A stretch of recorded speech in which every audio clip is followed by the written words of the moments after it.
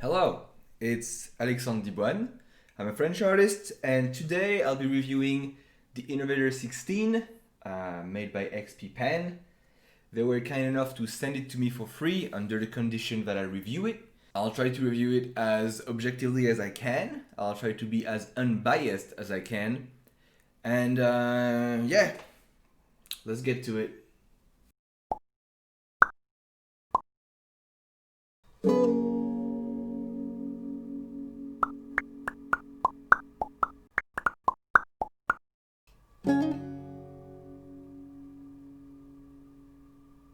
Alright, I've been using the Innovator 16 all day yesterday. I've done this little drawing. I'm gonna do a list of bullet points right after this little intro. The TLDR is, oh, here's a wet cat. If you are in the market for a quality, affordable display pen tablet, I really think you should go for it. Honestly, I'm impressed. The only thing I can't vouch for is how it's gonna perform in 2, 3, 4, 5 years. This I can't tell. But out of the box, I legitimately think it's a better product. In terms of a price to quality ratio, I think it's a better deal than you'll ever get from a Wacom Cintiq. I think it's a testament to how confident XP Pen is that they're just willing to send tablets away to get reviewed. I think they know they have a very good product, and props to them for that. All right, here's a list of bullet points. Bullet point number 1: the tablet itself. It's incredibly thin. Wait, I'm gonna try to. Here you go. It's incredibly thin and it's incredibly light. It also feels very sturdy. I'm not afraid to move it around. The finish on it is. I love it. I love display pen that have close to no texture on them. It's very smooth. It's buttery. You have little buttons here. I have never used any of those buttons in my life, so I can't really tell you if they're good or not. I know they react, which is good. You even have a little text here that tells you what they do. This zooms in and out, which is nice. The colors are a smidge bit saturated. I can see it here on my swatches. Some of the color really do pop. So it's not that big of a deal.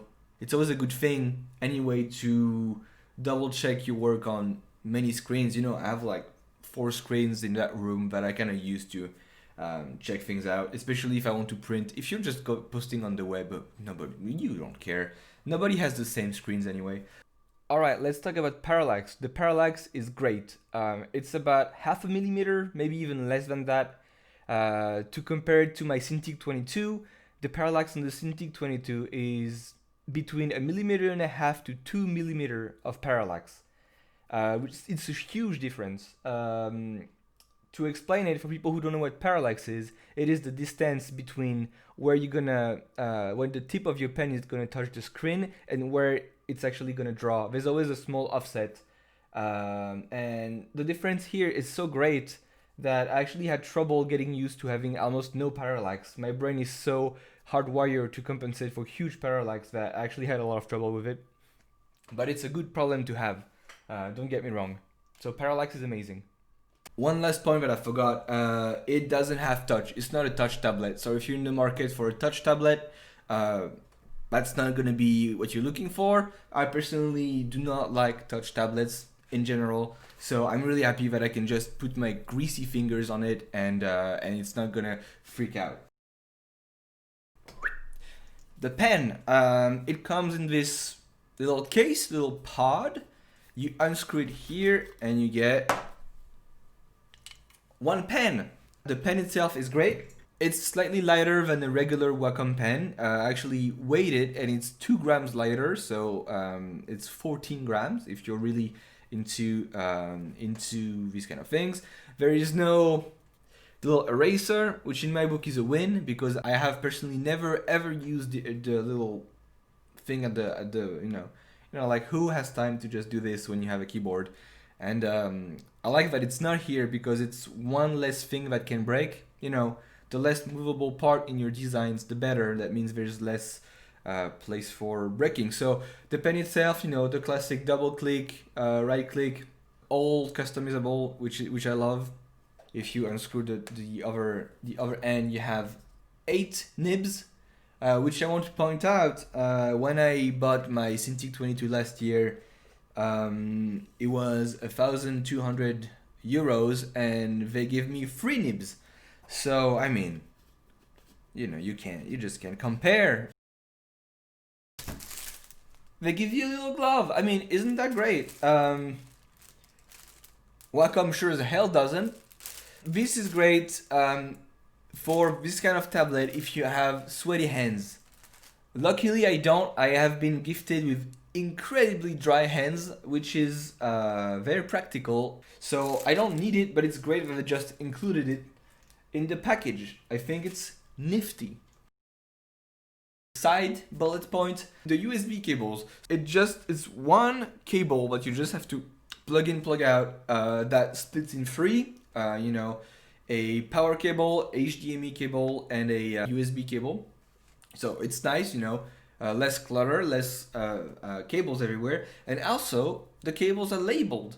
At least the 2 important power cables are labeled, which means if you're not sure, if it's your first time getting a tablet and you don't want to screw it up, I know some people are a little bit afraid of plugging things, they're afraid it's just gonna explode. So it's nice to just have a little label telling you put that with that and you're good. It's great. Alright, next bullet point, the tablet support. So I actually have it propped on a couple of things here. This is the tablet support. For me, it's not, high enough. It's not angled enough, personally. This here is a custom tablet support that I've made myself. Just because I like to work up straight and I like to work with a tablet that is, quite vertical. And so, if I were to just have that, it would still be too flat. So I did, put a couple of books in and just, left it at that. Honestly, it works perfectly with a couple of books behind.